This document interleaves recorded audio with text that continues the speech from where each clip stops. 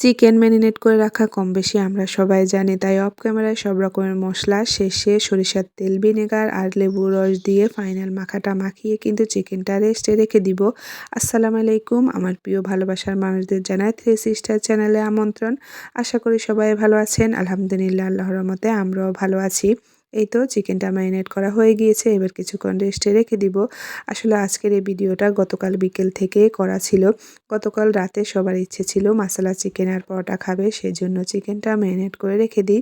এরপরে চলে আসি পাতিয়ার সাথে কিছুক্ষণ দুষ্টুমি করতে, কারণ এই ফাঁকে চিকেনটা ম্যারিনেট হয়ে যাবে। চোখ বন্ধ করো, চোখ বন্ধ করো, আবার দেখি, আবার বন্ধ করো, চোখ বন্ধ করো।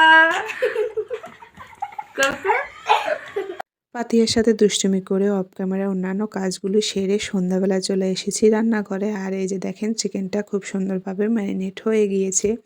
এখন কিন্তু চুলায় ফ্রাই প্যান বসিয়ে তেল গরম করে নিয়েছি, আর চিকেনগুলো কিন্তু প্রথমে ভেজে নিব।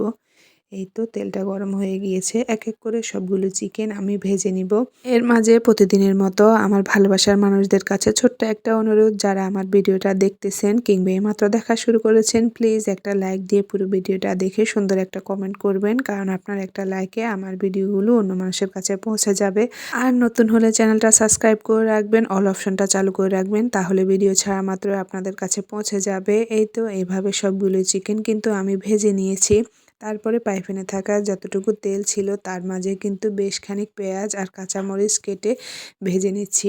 পেঁয়াজ আর কাঁচামরিচটা একটু লালচে হয়ে আসলে কিন্তু বাকি যে মশলাগুলো রয়ে গিয়েছে চিকেন ম্যারিনেট করার পরে, সেই মশলাগুলোর সাথে কিন্তু টমেটো দিয়ে এই পেঁয়াজগুলোকে একদমই কষিয়ে রান্না করে নিব। এভাবে মশলা চিকেনটা রান্না করলে কিন্তু খেতে বেশ মজা লাগে।